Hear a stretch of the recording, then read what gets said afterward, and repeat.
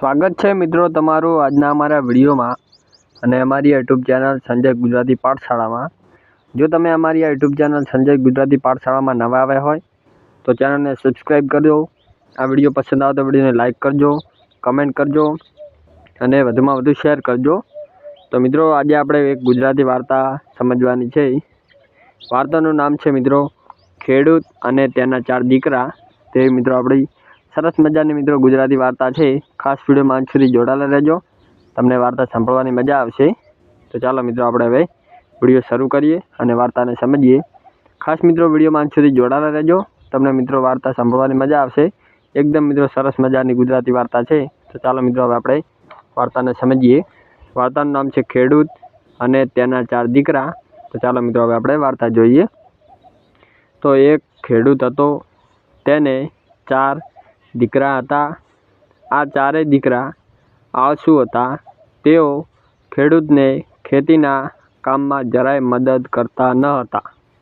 ખેડૂત ઘણીવાર દીકરાઓને સમજાવતો, પણ તેની કંઈ અસર થતી નહીં। મિત્રો ખાસ વિડીયોમાં જોડાયેલા રહેજો, આપણે આખી જ વાર્તા સમજવાની છે। ચાલો આગળ જોઈએ। એકવાર ખેડૂત બીમાર પડ્યો, તેને જીવવાની આશા રહી નહીં।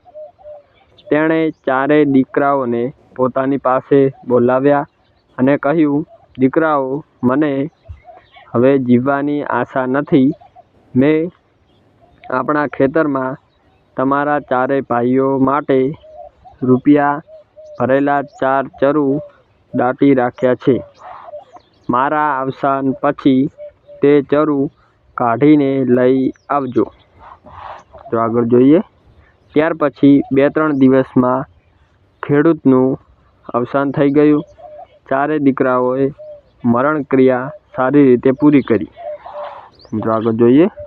હવે 4 દીકરા ખેતરમાંથી રૂપિયા ભરેલા ચરુ ખોદી કાઢવા ઉપડ્યા। ચરુ ક્યાં દાટેલા હતા તે ખેડૂતે કહ્યું નહોતું। આથી દીકરાઓએ આખું ખેતર ખોદી કાઢ્યું, પણ તેમને રૂપિયા ભરેલા ચરુ મળ્યા નહીં। 4 ભાઈઓ નિરાશ થઈ ગયા। મિત્રો આગળ જોઈએ આપણે વાર્તા। ખાસ વિડીયોમાં અંત સુધી જોડાયેલા રહેજો અને વિડીયોમાં ધ્યાન આપજો। એવામાં ચોમાસું શરૂ થઈ ગયું, વરસાદ પડ્યો। 4 ભાઈઓએ વિચાર્યું, આપણે ખેતર તો ખોદી કાઢ્યું છે, માત્ર બી વાવવાના બાકી છે। ચાલો બી વાવી દઈએ। 4 ભાઈઓએ ખેતરમાં બી વાવી દીધા। થોડા વખતમાં બી ઉગી નીકળ્યા। અનાજ પણ ખૂબ પાક્યું।